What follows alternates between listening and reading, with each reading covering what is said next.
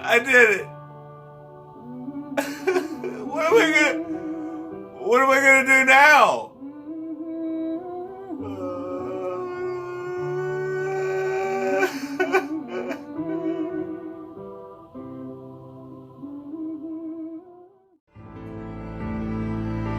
It's Drewski McGillicuddy's Red Dead Redemption 2 Game Review.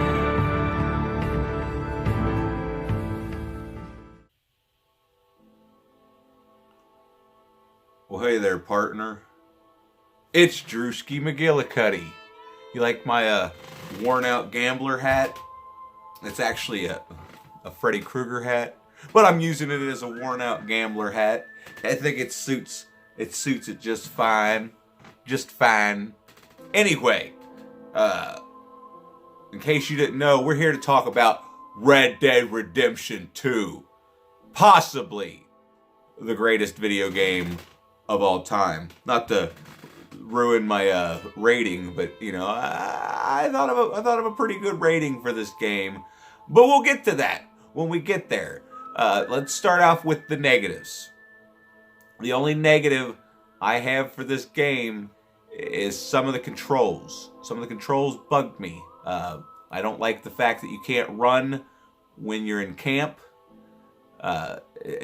It bugs me. Also, some of the people in camp, I would have liked to slug them every once in a while. Maybe get in a fist fight with the people in camp. Like Bill Williamson. He's a big one that I would like to just slap in the mouth or something. But yeah, overall, the controls were pretty good. It did take me a while to figure out how to use Deadshot. Like, in case y'all haven't played this yet, when you're using Deadshot and you're shooting people, don't put it in Deadshot and try to mark off all the headshots. Do it one at a time. Real quick, go into Deadshot, mark them, bam.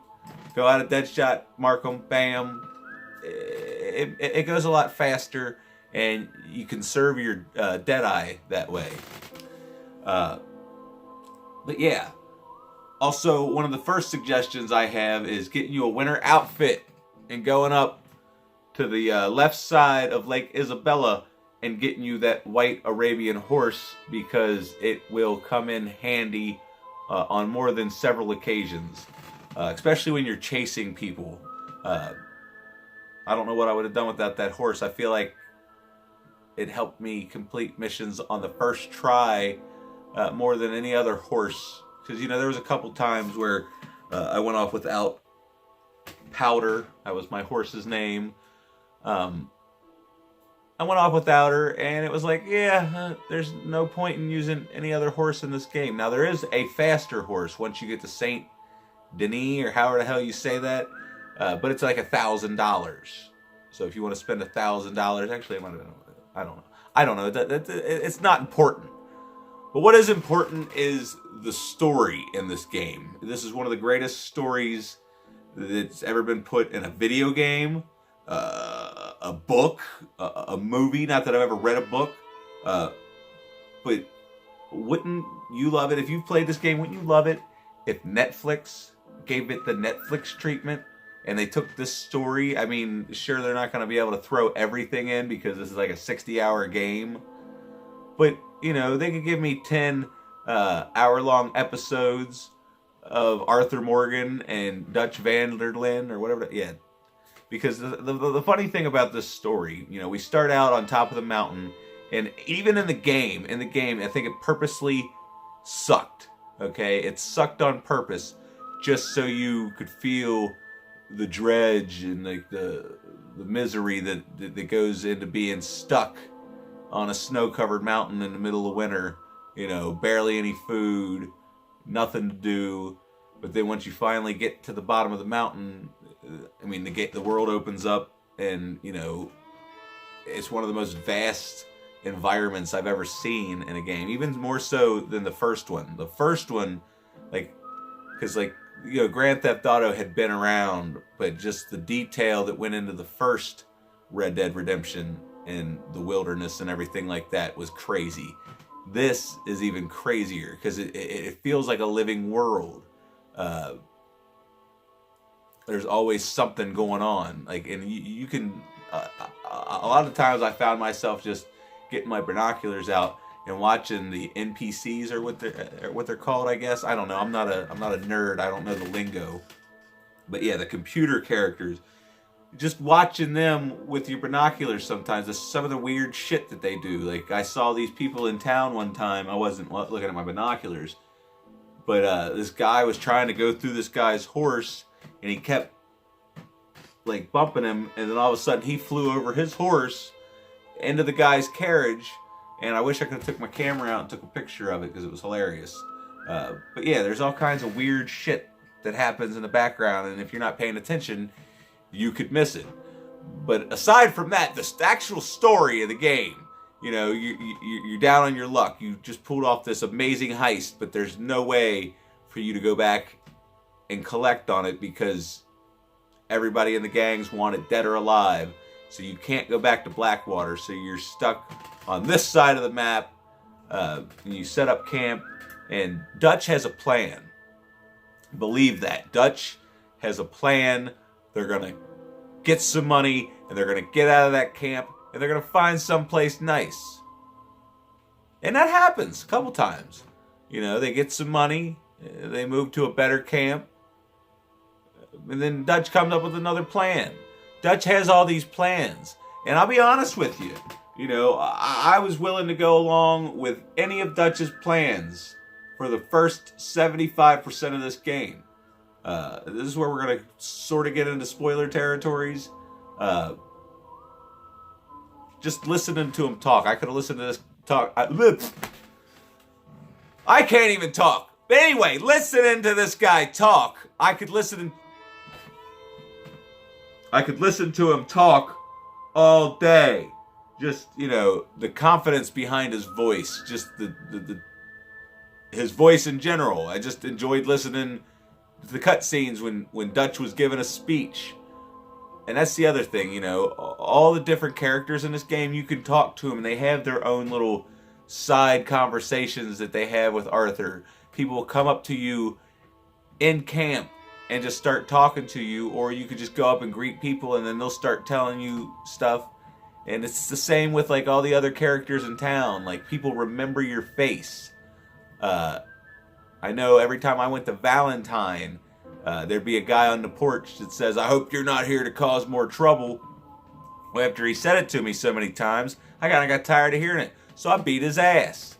And then this was after I found out that if the police come to arrest you or whatever, all you got to do is be like, "Hey, look, I'm sorry.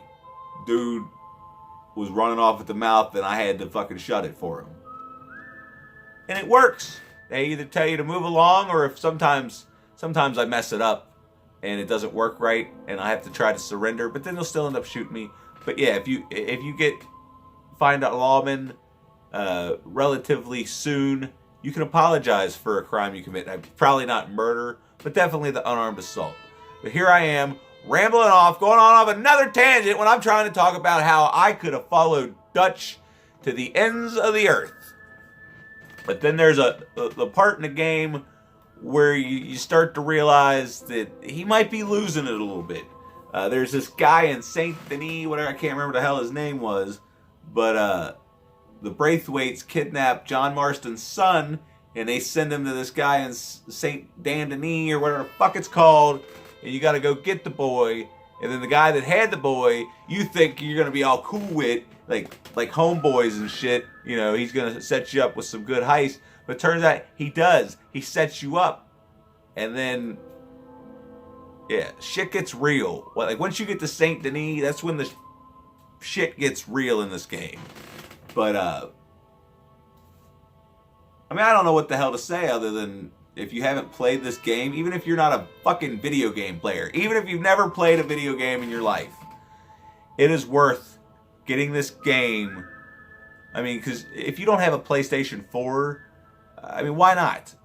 The thing is a multimedia center. It has YouTube, Netflix, Amazon Prime, all that shit. Plus, you can play games. They got the new PlayStation thing where you can go play old PlayStation games. It's a good thing to have in the house, even if you're not an everyday gamer, because I'm not an everyday gamer. I used to I was never really an everyday gamer. I'm more of a retro gamer. But I would play games and I get pissed off and turn them off. But a game like this, absolute masterpiece. So we're gonna rate it. We're gonna rate it. It's better than Super Mario Brothers 3. If you don't get that, then I feel sorry for you. But it's better than Super Mario Brothers 3. But the ending of this game, because that's the other thing. Hey, should I just cut that out? I'll cut out the rating. We'll cut it out. We're not going to do the rating yet. Oh my God, what the fuck was I talking about? Because I did want to bring up the one cool thing about this game. I've never seen anything like this.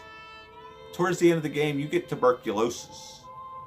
And it's killing you. It's slowly killing you. I mean, it doesn't necessarily affect like your stamina and your health. But just every once in a while throughout the story, you'll start getting sick.